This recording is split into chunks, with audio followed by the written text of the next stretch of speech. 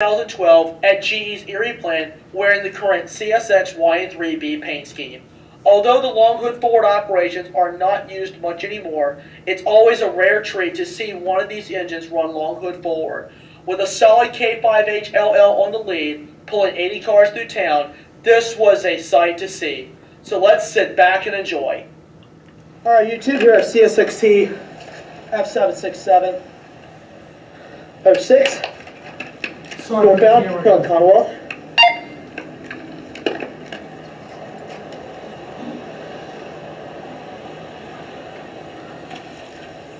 Come along at 5 miles an hour.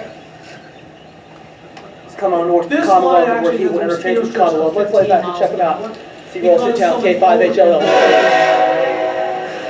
Oh man, long hood forward, let's go! The last time I saw this practice was like 5 years ago. I never thought I would see this again. Let's go! 34.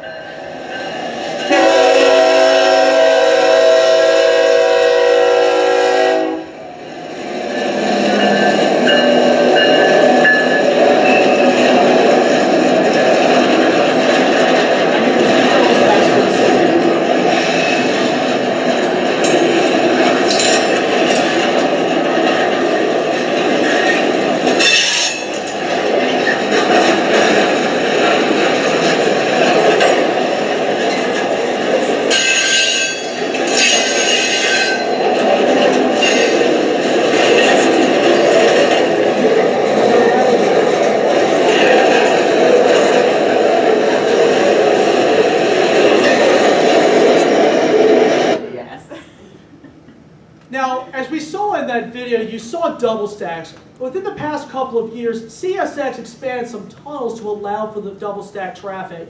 And this has been a huge investment here because they're having to widen the tunnels and increase the height to allow for this traffic to go through. This was taking about 15 minutes from my house. Now we see an NS local freight that I happened to see one day, about a couple of months ago, with the caboose in operation. This happens to be one of our ethanol locals that serves a local chemical plant in Chesapeake.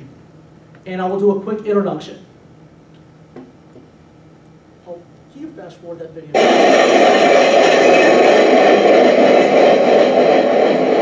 There you guys have it, NS. No, just started about, let me look, right about, let's see, no, it's okay. Not defensive. Yeah, you can start now. No, I just forgot to reset it. Westbound, here at Chesapeake. And he's got a nice load of tankers there. He's got SD40-2 for power. And has the Norfolk and Western Heritage caboose behind him with two flat cars connected to the tankers. So let's lay back and check it out as he comes on west to go.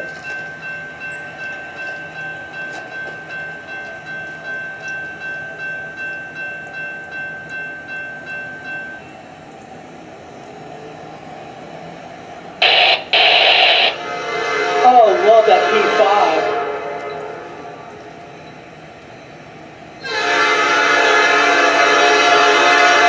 Ex-Southern rebuild. 3309.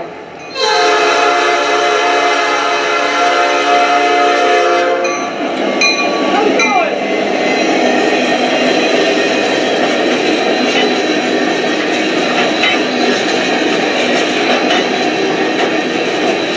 On the pole. The brilliant here, NB61.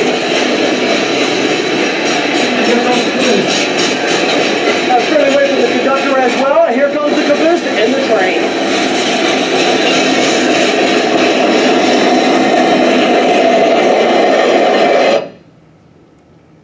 Pretty neat, wasn't it? Now, I mentioned the Norfolk Portsmouth Beltline a few minutes ago. They do a lot of interchanging with CSX and some NS. But the video I'm going to play is this one here. This is a local CSX train from Rocky Mount that had made his set on about 20 minutes from me heading over to Berkeley, Portsmouth. And I got a friendly horn show from this man. I don't know if this man knew me or not, but he was very friendly. Bottom video, please. I can imagine you wouldn't. NS crews are better. Hello again, everybody. I'm Engineer Pat, 5290, coming to you live on the CSX Portsmouth Sub today. As you see behind me, we have the Seaboard Station. It was built in 1885. It was restored in the 1990s. It's now a museum, which actually opened to the public in 2000. We're on the CSX Portsmouth Sub today, the old Seaboard Airline, or SAL. I think I'm in here on a northbound train that's coming, and we're just waiting to see if we can get some action out here today. So, without any further ado, let's get started.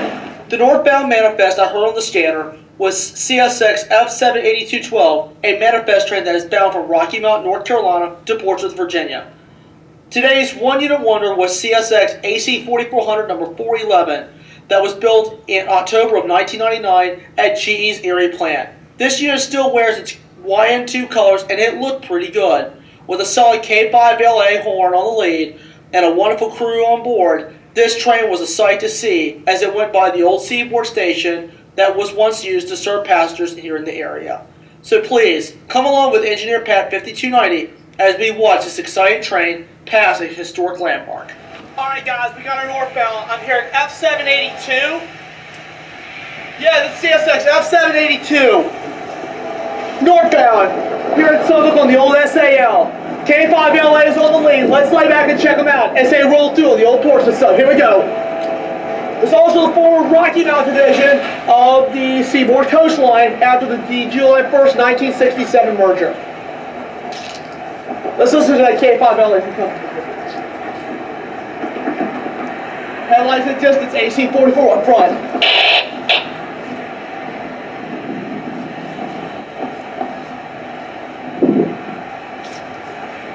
And when I took this video, it was a beautiful day outside. It was a beautiful fall day.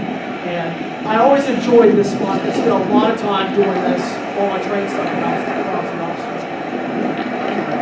I used to volunteer at that Seaboard Station a long time ago for about 3 years. Lights activated over there. This one for the next one. That's now the Taylor Light City. That's always a museum. If you haven't been there, I strongly recommend it. All right, lights activated. Gates coming down. Crossing clear and protected. 1, 2, AC 44.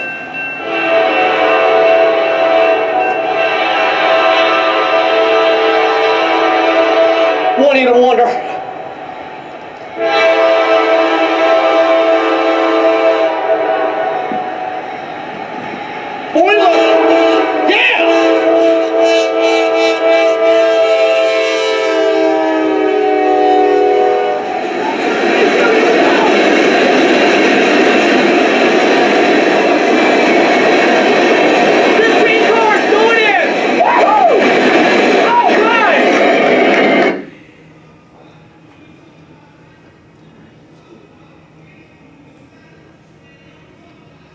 And the next video, I ended up seeing an Amtrak train in the Petersburg area. It's not the Norfolk bus, it's one of the other regionals that serve the area.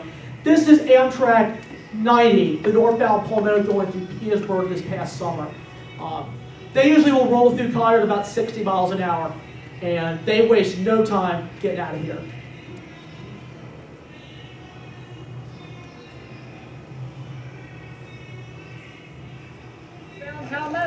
All right, guys, here comes Amtrak PO90, northbound Palmetto. Here following Amtrak NSA 13.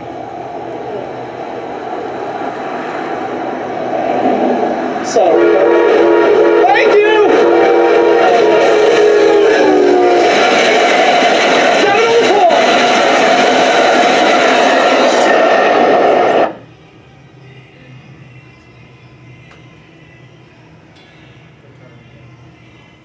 Now we've talked all about our railroads. Now we have to think, what has impacted the railroads over the past several years?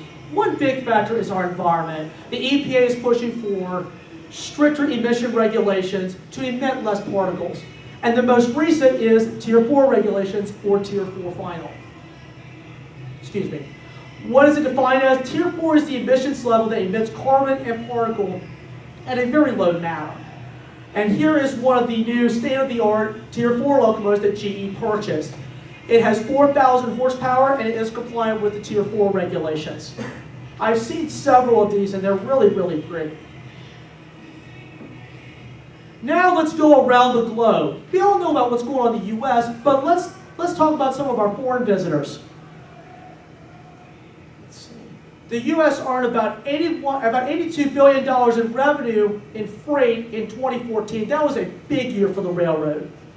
Now Japan ships about 5% of its freight by rail, but in 2010, Japan's railways has been moving more and more freight by rail and trying to get trucks off their highways. In France, the French National Railways on the non-TGV network is in decline with old infrastructure and trains. The French measurement, as I explained it here, consists of two parameters, weight and distance. The French only carried about 55 billion ton kilometers in 2001, but scarcely reached 32 billion ton in 2013, of a decline of approximately 40% in 12 years. So infrastructure has a huge impact on the railroad, because if you're not running the new state-of-the-art equipment, it doesn't run as efficient. And that's what the French are trying to do, is rebuild the current system and make it better. As we go on over to Germany, their government policy and infrastructure deficiencies, they limit freight trains to a length of approximately 2,500 feet. But according to CSX, an average U.S. freight train averages about 7,800 feet. Now, the German officials have a positive outlook on the rail industry, and they are allowing allowable train length and improving the current infrastructure. In Norway, I have a friend of mine that was an exchange student at my high school. His dad is the CEO of the Oslo subway in Norway. And he was telling me that they have had a huge growth in railroads over the past 8 or 9 years. And it's expected to double between now and 2019. And their key measures are going to be expanding the terminals and making new passing loops for trains and making them more efficient. Some of the miles of track here in a few of our foreign countries, the U.S. has about 140,500 miles. Japan has about 16,000, France about 18,500, Germany about 25,600, Norway being the smallest at 2,540, and China has 75,000 miles. Now we've looked at efficiency, but how has speed been a factor? You look at the world trains, they're becoming faster, moving people and freight very fast. And over the past 40 years, new and improved high-speed trains have become popular around the world, especially in Europe and a little bit in the US. High-speed trains are very efficient, and they travel at faster speeds to move cargo and people very quickly. And I have a few examples that we'll talk about. Let's talk about US's for a moment. Amtrak purchased the Acela Express in 2000, which was designed by Bombardier ALSA. This was America's first real bullet train, because Amtrak tested 2 other trains, but they didn't work. The Acela was a new design because when the train turns, the cars tilt as much as 4 degrees, depending on the speed of the train and the sharpness of the curve. And then will travel up to 160 miles an hour. And the corridor runs from Boston to Washington, D.C. And here are the trains that Amtrak tested. The ICE train, which I'll talk about here in just a minute or two, and that's the Swedish X2000 on the left, and then the Acela Express on the right. Let's move on to Japan for a moment. Japan Railways Group, known as JR, they're home to Japan's railways. It was 7 companies that took over Japan National Railways in 1987. They are known for the famous Shinkansen bullet train. There was one man in Japan that has changed the world. If it wasn't for the 70-year-old man in Japan named Shinji Sogo, without this man, the first bullet train might not have been developed. A little bit of background on this man. He was born in 1884 right outside of Tokyo. He graduated from the Faculty of Law at Tokyo Imperial University in 1909 and joined the railway agency that year and left the railway agency in 1926. But he began his career as a minor office clerk, but he is always known as the father of the bullet train. He became part of South Manchuria Railway in 1926, but while in Japan, the railroads went through a serious crisis following World War II. The railroads were in terrible condition, and they were dangerously overcrowded. But in 1955, with problems still happening, Sogo was asked to take over as head of Japan National Railways. But this question shocked the nation. He was 70 years old. But what impact will he make? Well, after becoming head of the railroad, he had a vision of high-speed rail between two major cities, Osaka and Tokyo, which is 320 miles. The plan was to build new cars and locomotives and improve the overall system. But Sogo and his team went to work on designing this train and used technology that was used in Japan.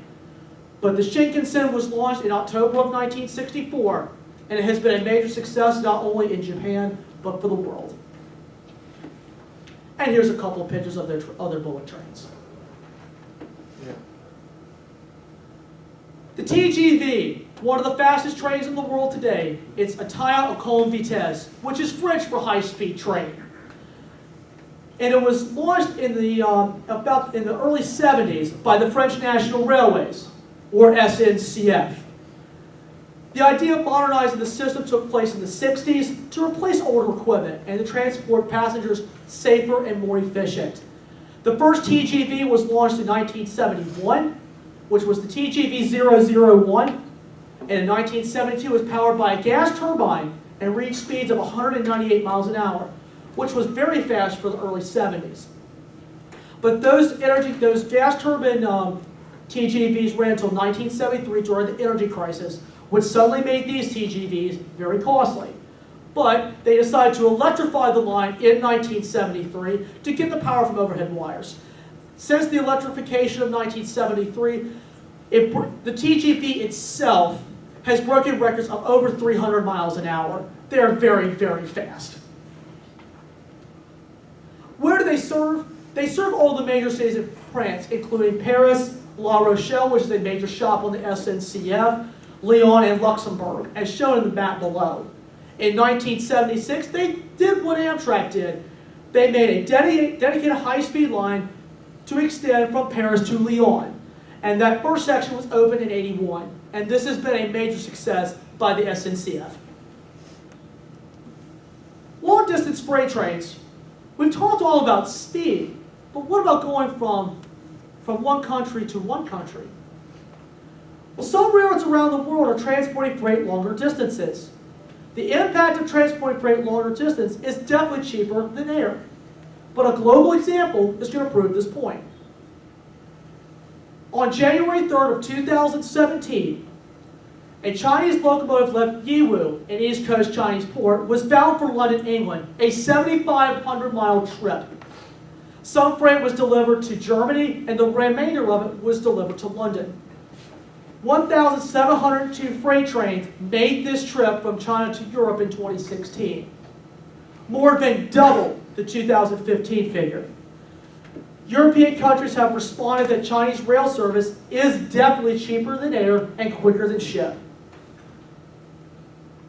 Now, some scientists say there's even a quicker way to get there.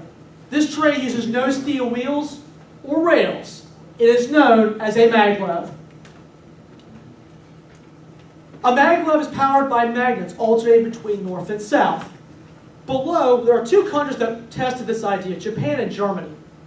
This is Japan's version. This is called the MLX-01, and it smashed a world speed record in 2001 of 371 miles an hour. And we see it on the 27-mile test track west of Tokyo. They've been doing this research over the past 10 or 15 years.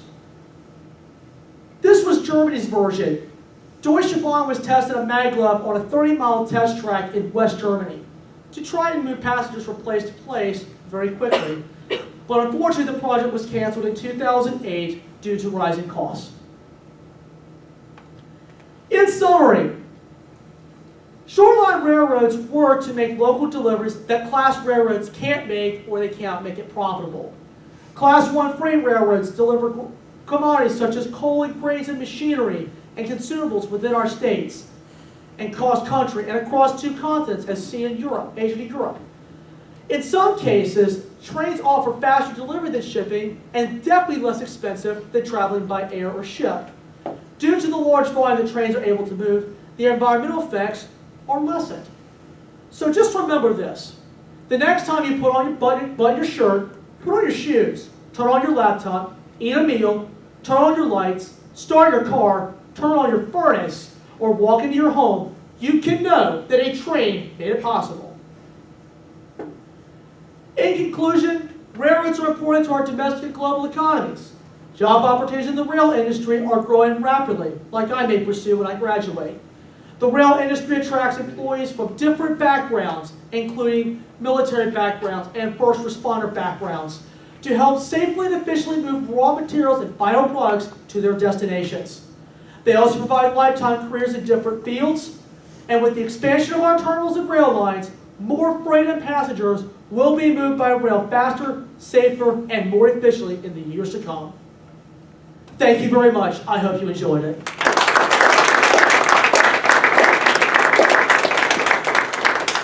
And if it's okay, I'd like to open the floor a little bit if anybody has any questions that they may have. Yes, ma'am. When you were covering Norfolk Southern, I know that they have several locations, but are they moving out of Norfolk?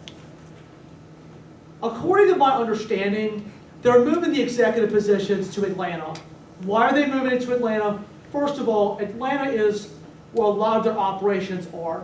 And plus, they're trying to cut some costs of what I've been understanding. They're going to keep some offices in the Norfolk Southern Tower downtown, but the executives just won't be there. You're welcome. Yes, ma'am. What kind of progress would you like to see with the railways in the United States?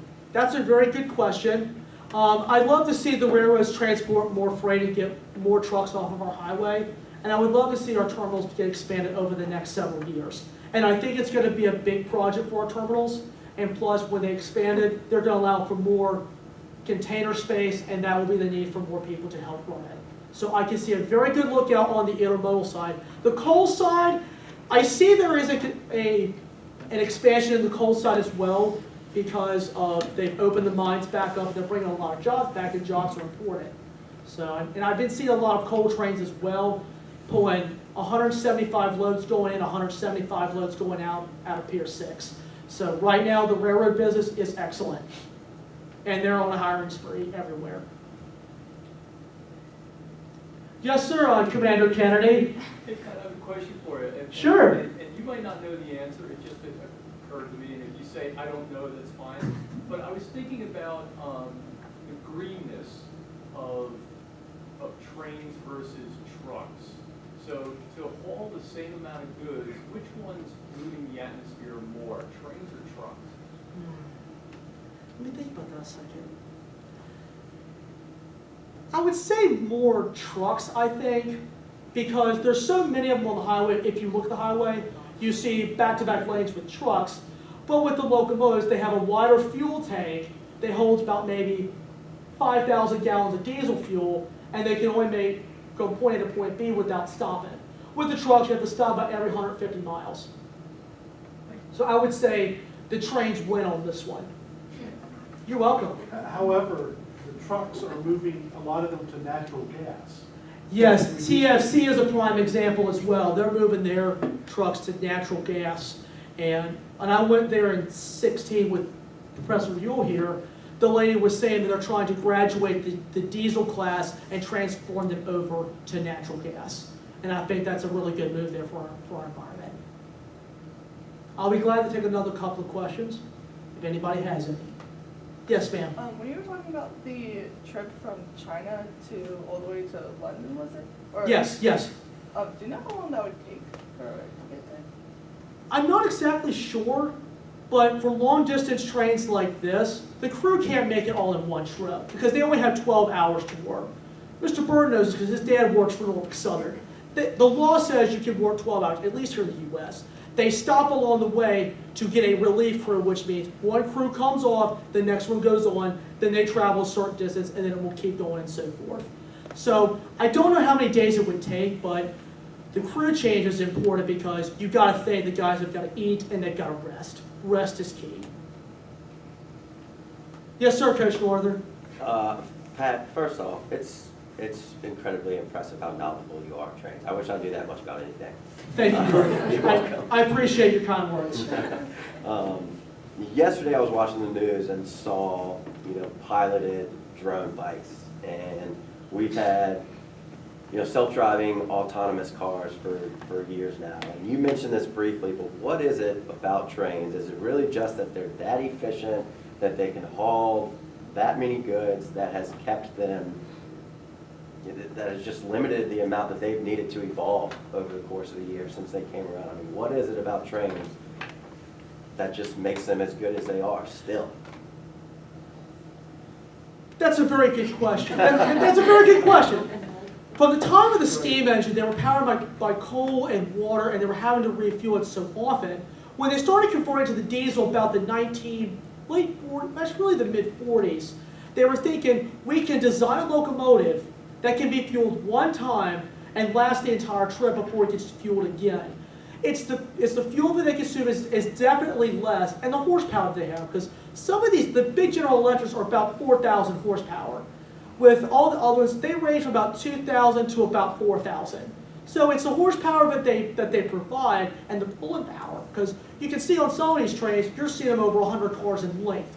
I mean, that's extreme. I mean, that's probably, for average container train, it takes about 150 trucks off the highway. So the trains have been a huge part of the economy, and the way they are now, we're relying on them more and more. And I can see an outlook now within the next 5 years, we're going to keep relying on them, and business is going to go up. So efficiency, I guess. Efficiency is key. Efficiency is key. Thanks. You're very welcome. Any other questions? All right. At this time, I'll turn it back over to your CEO and Dr. Buell. Thank you very much.